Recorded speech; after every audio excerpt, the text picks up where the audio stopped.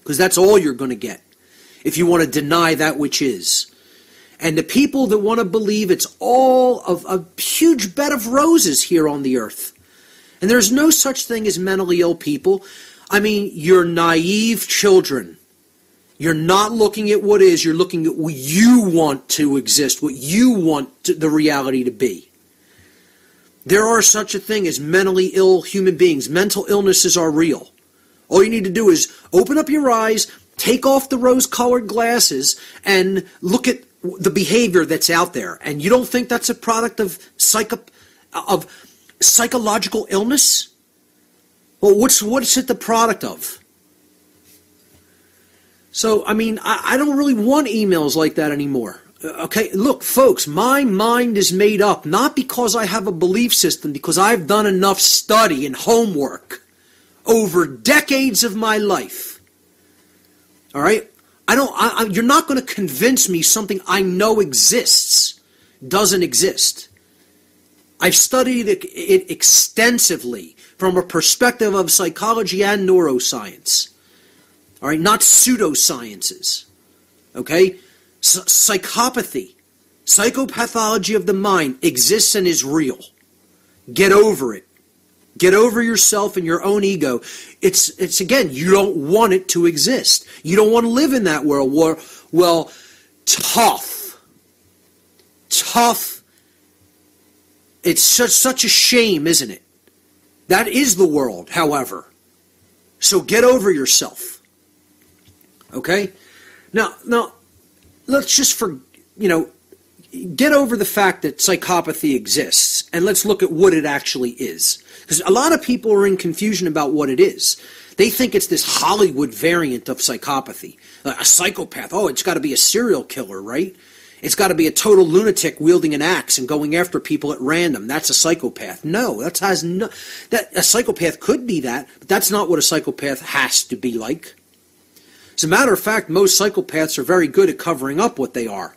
They become very good actors. You know, in order to survive, they can feign and pretend to be like a normal human being. And they gravitate into positions of power and they put on that mask, as you see there in image number 4, this husk, this shell, this fake human being that's not even a human being, it's an animal that looks like a human being, puts on the mask and tries to look like a human.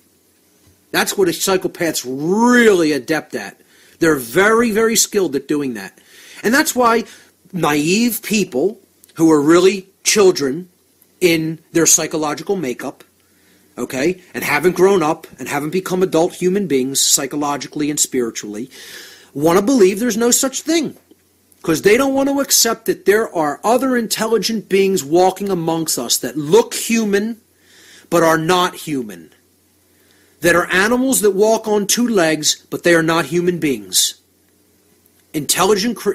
So-called intelligent creatures, they have intellect, they don't have real intelligence.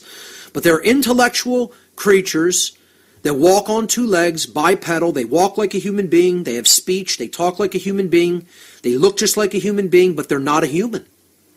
And I'm not just trying to dehumanize a class of human beings. I'm telling you factually, definitively, they are not a human being. What makes a human being is that they are truly sentient and have the capacity to feel. A psychopath does not truly have the capacity to feel. They are like a computer program that's running, which is why this image here in image number 4 is so great. I saw that. I did a search for images that represent a psychopath, and this is the one that embodies it perfectly. It's some sort of a husk, a shell, a wraith that looks somewhat like a human when it puts the mask on, but underneath it's an empty husk or a shell that barely even resembles a human being. It's some sort of a shadow, okay? Some empty, degraded husk form that has the vague semblance of a human, but is not a human, most certainly. And until we can understand psychopaths in that regard, you're not going to make any progress in overcoming their influence in this world. Zero. Get used to the chains of bondage, because that's where you're going to be for a long, long, long, long time. Until you accept that this condition exists, that it is real, that it is operating around you, and that these beings are not human beings. They are something other than a human being. So let's look at their characteristics, these animals that look human. They're aggressive, callous, and cunning. They are adept, cunning thinkers. They have intellect, cunning intellect, not true intelligence, because true intelligence engages the feminine aspect of the psyche, which is the intuition and the compassion and the creative aspect of intelligence.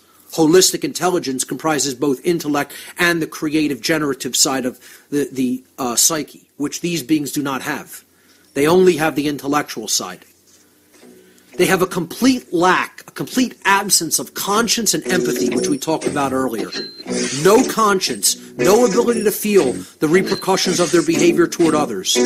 We'll continue with this list of the characteristics of psychopaths right after this break. Stay with us.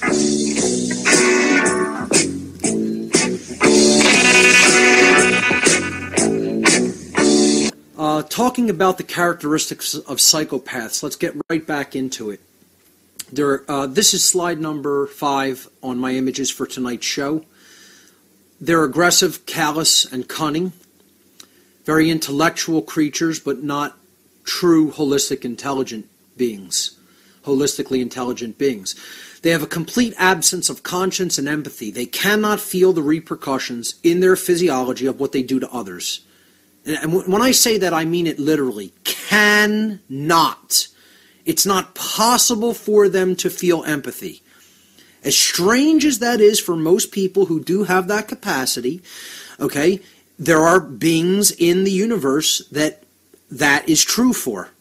It would be like if you cut off someone's hand. Then you cauterized it and sutured it up so they didn't bleed out.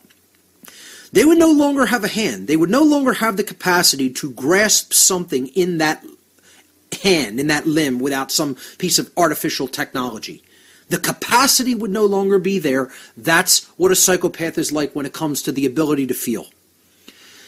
They're very adept at manipulating other people, especially emotional manipulation. Real good at getting to people through their emotions, not the psychopath's emotions, through the people they're manipulating, through their emotions. They can play up to other people's emotions to then manipulate them and get them to do what they want. They have a strong willingness to just take whatever they want and do whatever they please, and it doesn't make a difference who is hurt or wronged. They don't care about right or wrong. It's meaningless to them. They're meaningless ideas to them. That's all right and wrong are. It has nothing to do with natural law. They don't care that natural law exists. They don't care about the repercussions of breaking it. They just want to do whatever they want, take whatever they want. Whoever is wronged, it's meaningless to them. They're an animal. It's not a human being, folks. It's an animal. It's a pure animalistic consciousness embodied in human form. That's what you have to understand that a psychopath is. And get streetwise about this. We need to get streetwise about this. Because these beings are out there among us, feeding off of us. And you know what? People are still in denial of their existence. Still in denial, because they don't want to believe that's the world they live in. Psychopaths have a deceptive ability to appear outwardly benevolent, and that's because they're really good at feigning normal human emotions. They have a deceptive ability to behave in superficially charming ways to hide purely selfish motives. They have a willingness to use intimidation and violence to control others in order to satisfy their own needs. They have a willingness to intentionally violate the basic inherent human rights of others. Again, as I said, natural law rights are meaningless to these animals.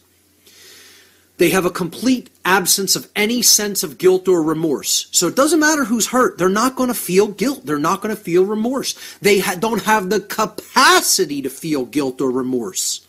It isn't that they don't want to feel it. They can't feel it.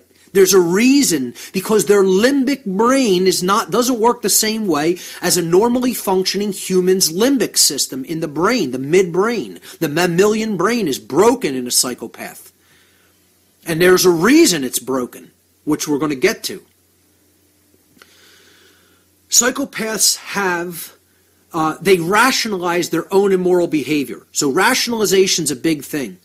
oh, I'm not really wrong for doing this. I have a right to do this. I can rationalize it and come up with a reason that it's okay that I just did that harmful behavior. And they'll attempt to lay blame on other people for their own conduct. That's another big characteristic of a psychopath, blaming other people, when in fact their own behavior was harmful. They will outright deny their own wrongdoing. So willful denial of truth is a big thing in psychopaths. They have total contempt toward the feelings and desires of their fellow beings. What you want, justice, truth, right, nobody violating your natural rights, that's meaningless to a psychopath. They don't care. They don't care. You know, if that's two words that sum up this whole list, don't care. That's what a psychopath is. A being that does not care, doesn't have the capacity to care or feel, period. They will pathologically lie, say anything without any concern for truth in order to advance their own hidden agenda. Here's a key point of their personality traits and characteristics. They have a very cunning, manipulative ability to feign normal human emotions and empathy. They watch other people and their behaviors, and they observe how they behave in certain conditions, like when a loved one dies. And they'll observe genuine emotional sadness, and then they'll mimic it like an actor. They will step into that role because they know they're different than other people. They know from a very, very young age that they're not normal human beings, that they're an animal that looks like a human but is not one. And so they have developed this very deceptive ability to act, to play act. You know, watch the TV show Dexter. It's a good example of a secondary psychopath who's play acting and trying to pretend like he feels the same thing that a regular human being feels. While Dexter in that series is not a primary psychopath, he was created as a secondary psychopath at a very young traumatic experience that he underwent. That doesn't mean a primary psychopathy does not exist. There are beings who are born like this, and it is a genetic condition that is a result of a deformation, a mechanism that is not working properly in the human genome, in our genomic code, the code that makes the human species what it is. There are things in that code that are not working right, that are not functioning right. We have anomalies, genetic anomalies in our actual genomic code. Over 4,000 genetic anomalies, genetic deformations that express as different types of diseases, different types of disorders, physically and mentally and psychologically. They have a total failure to accept any personal responsibility for their own socially irresponsible ways. They will not accept responsibility. So forget trying to say, you're responsible for this, you caused this, you were the causal factor of this. Doesn't matter. They don't care. And they have a strong belief that they will never be brought to justice for their criminal behavior. Totally smug. Arrogance. You'll never beat me. You'll never take me down. I'm the top of the pecking order. I'm the top of the food chain. I deserve to be in the position that I'm in, and I'll be there forever.